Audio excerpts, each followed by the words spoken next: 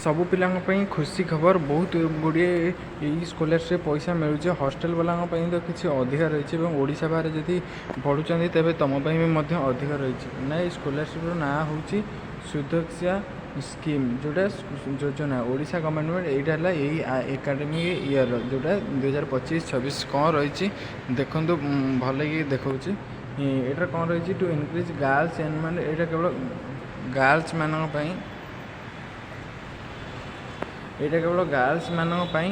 ତ ଗାର୍ଲସ ମାନେ ହିଁ ଏଇଟା କେବଳ ଆପ୍ଲାଏ କରିପାରିବେ। ଏଇଟାରେ କ'ଣ ନା, ITI ଯଦି ଗାର୍ଲସ କରିଥିବେ କି ଡିପ୍ଲୋମା ଯେଉଁଟା ପଲିଟେକ୍ନିକ୍ ବାଇ 30% ପ୍ରୋଭାଇଡ଼ିଂ ଫାଇନାନ୍ସ, ଯେତେ ବି ଡିପ୍ଲୋମାରେ ରହିଛି ସରକାର ଦ୍ୱାରା ଅଲଗା ପାଉଛନ୍ତି ଏବଂ ଏଠାରେ ତୁମକୁ 30%, ଯେତେ ତୁମର ଲକ୍ଷେ ଟଙ୍କା ଖର୍ଚ୍ଚ ହେଉଛି ତ 30,000 ଟଙ୍କା ସରକାର ହିଁ ଦେବେ।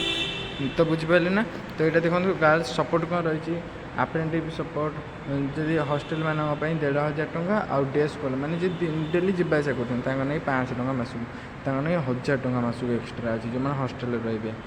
ଆଉ ଓଡ଼ିଶା ବାହାର ତ ରହିଥିଲେ ତୁମ ନେଇ 1,500 ଟଙ୍କା। ଦେଖନ୍ତୁ ଏଠି ଲେଖା ହେଇଛି ଆଉଟସାଇଡ଼ ଓଡ଼ିଶା 1,500 ଟଙ୍କା। ଆଉ ଜବ୍ ସପୋର୍ଟ ଯଦି ୱାନ୍ ଟାଇମ୍ କରୁଛନ୍ତି ତେବେ 6 ମାସ ପାଇଁ ତୁମକୁ ଆଉଟସାଇଡ଼ ଓଡ଼ିଶା ବାହାରେ ଯଦି କରୁଛ ତାହେଲେ 5,000 ଟଙ୍କା। ଆଉ ଯେଉଁ ଟ୍ୟୁସନ୍ ଆଉ ୟୁନିଫର୍ମ ପଇସା ମଧ୍ୟ ସରକାର ତୁମକୁ 3,000 ଟଙ୍କା ଦେବେ। ହଷ୍ଟେଲ ପାଇଁ ତୁମେ ବିଲକୁଲ ଚିନ୍ତା କରେନି, କେବଳ ଖାଲି ଖାଇବା ପଇସାଟା ଦେବେ, ଓନ୍ଲି ଫୁଡ଼୍ ଚାର୍ଜେସ୍ ଆପ୍ଲିକେବୁଲ୍, ନହେଲେ ଆଉ ସବୁ ପଇସା ସରକାର ଦେବେ ଯଦି ITI ଆଉ ଡିପ୍ଲୋମା ତ କରୁଛ। ଆଉ କ୍ୟାରିୟର ସପୋର୍ଟ, କ୍ୟାରିୟର ତୁମେ କିପରି ଆଗକୁ ବଢ଼ିବ କ'ଣ, ସେଥିପାଇଁ କାଉନସିଲିଂ ଆଉ ଇଣ୍ଡଷ୍ଟ୍ରିଆଲ ଭିଜିଟ୍ ରୋଲ୍ ମଧ୍ୟ ଆଭେଲେବୁଲ୍ ଅଛି।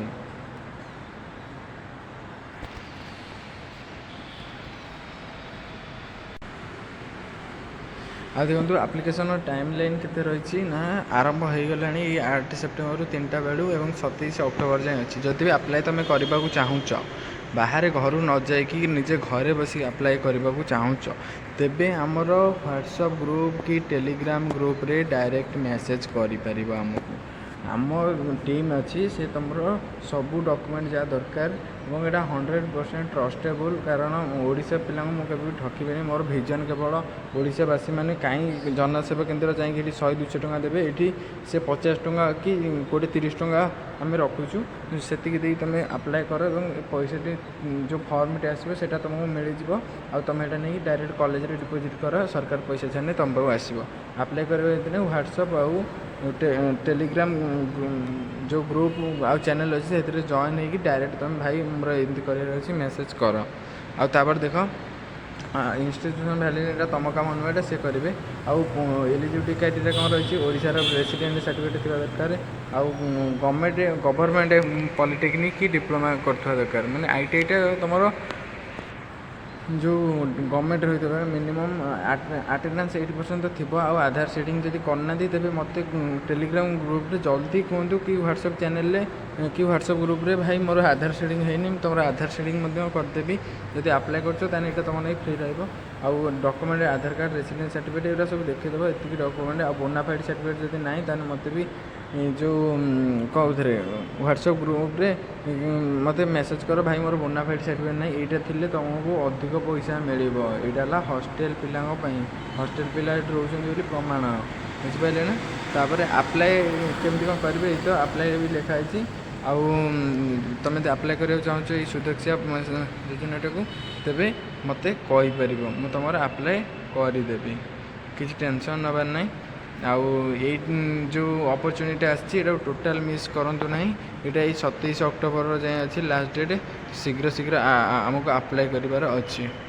ତାପରେ ସ୍କିମ୍ ଯେଉଁଟା ଅଛି ଦେଖନ୍ତୁ, ତାପରେ ଯେଉଁ ସ୍କିମ୍ଟା ଅଛି ଏଇଟା ହେଲା ସବୁ ପିଲାଙ୍କୁ ମିଳିବ। ଆଜି କୁଆଡ଼େ ଗଲା,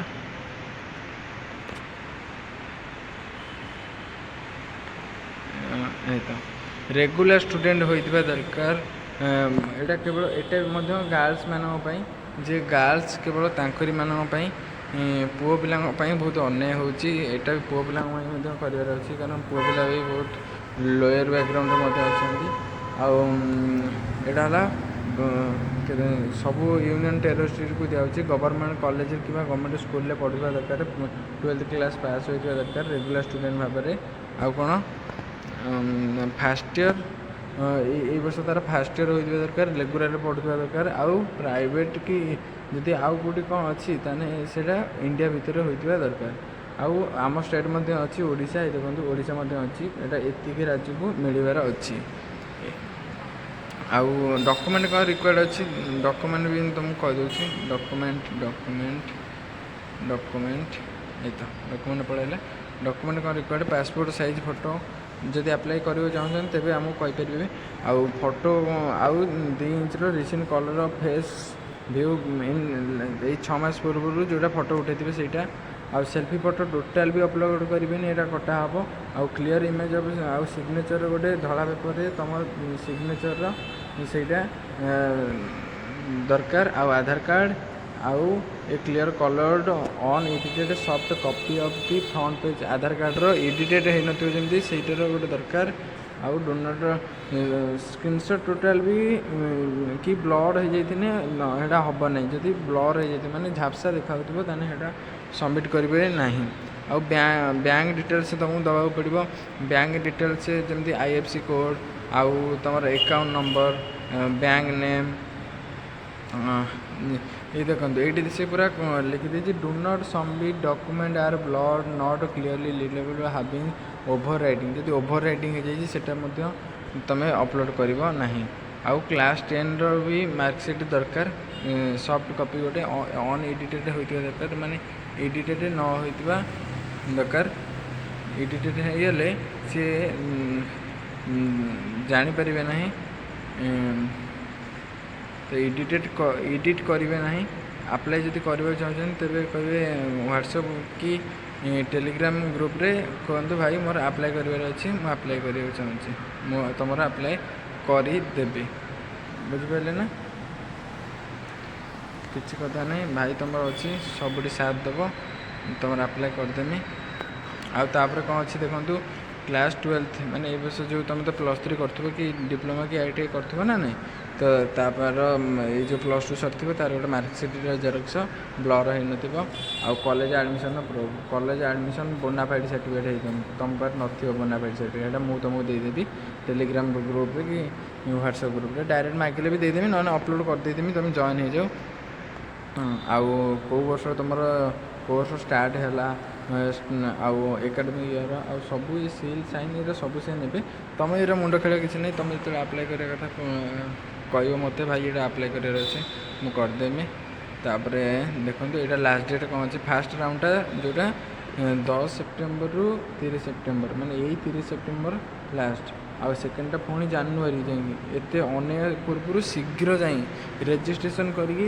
अप्लाई डॉक्यूमेंट शीघ्र दियो तुम अप्लाई करी जिते शीघ्र कर शीघ्र भल ना पुणी जानुरी मस को अन कह भाई तुम नहीं मो हईराण हो गली तुम मोर अप्लाई कलनी मुझे समस्त कौच अप्लाई करदेवी व्यस्त हबार ना तो यहीटारे कौन भी आप्लिकेसन फीस दबा पड़ो माने जे इंटरनेट खर्च माने तुम जनसेवा केन्द्र जीव से 100-200 टका रखी कि ना से सही खर्चटा ने कि अप्लाई कर कौन खर्च ने ना all application will be accepted through the official website है बुझिपारे ना तो सब डिटेल्स मुझे तुमको बुझेदेनी केमती कौन कर स्कॉलरशिप से स्कॉलरशिप विषय में एवं तुम काम है तुम्हें जदि टंका पाइबा चाहूच तो व्हाट्सएप आउ टेलीग्राम चैनल कि ग्रुप रे मेसेज कर भाई मोर ये कि जदि आउ कौन रेसिडेंट सर्टिफिकेट कास्ट सर्टिफिकेट कि आधार सीडिंग करन आउ EWS सर्टिफिकेट अप्लाई करा चाहूच तो मत डायरेक्ट ये कह मुझे तुम करदेवी किसी कथा नहीं टेंशन हवा नहीं तो रोचु जय जगन्नाथ तो थैंक यू।